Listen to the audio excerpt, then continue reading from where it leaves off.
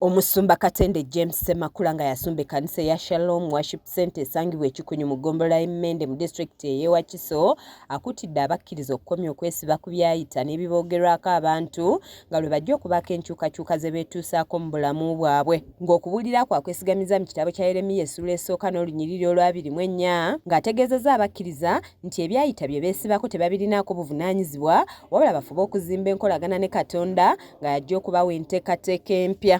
Ntandika omulembe omujja. Ebyemabega twagala kumanya. Abawadde empagi nnya ze balina okugoberera okulaba nga beetuusaako enkulaakulana gye bayaayaanira omuli okuzuula enteekateeka ya Katonda, ensi mwebalabira wamu n'okwegendereza enkola za Sitaani era n'abasaba beesigame ku Katonda baleme kugoberera byansi. Buli ali wano oliko pulaani nnya. Katonda alina byakulowooleza, olina bye weerowooleza, abantu bena bakulowooleza, ne Sitaani tatudde akola atya.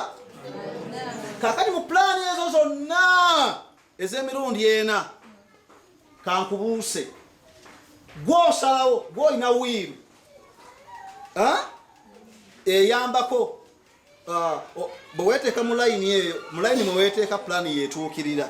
Abasabye okwerwanako mu by'enkulaakulana nga tebatunuulidde muntu yenna kuba abantu bangi baba baagala nnyo omuntu gwe banyoomera gwe bayisaamu amaaso ng'eri abo abataalaba ku mbaawo nnyingi abazzizaamu amaanyi n'ategeeza nti bangi abakoze ebyannaggwano wadde nga tebaasoma. Abantu bakola okufundikira n'awumbawumba nga bw'akola atya bw'akulaba lw'okuba asanze otambuza bigere n'akulangira mbatalirinnya ku mmotoka.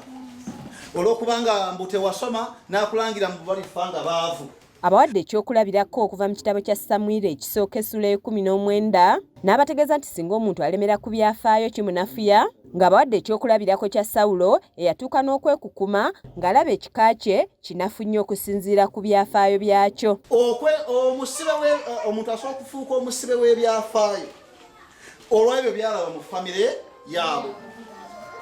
Mukulu anzikiriza Sawulo baatuka n'okumulangira ku mukolo gw'okuba kabaka nga takkiriza nti ateeka okukibeera. Sibanyumizangako ku mukolo gw'okumutongoza bwe yadduka ne yeekweka. Kizza Peter yakusakidde eggulire lino ku lwa KSTV aga leero.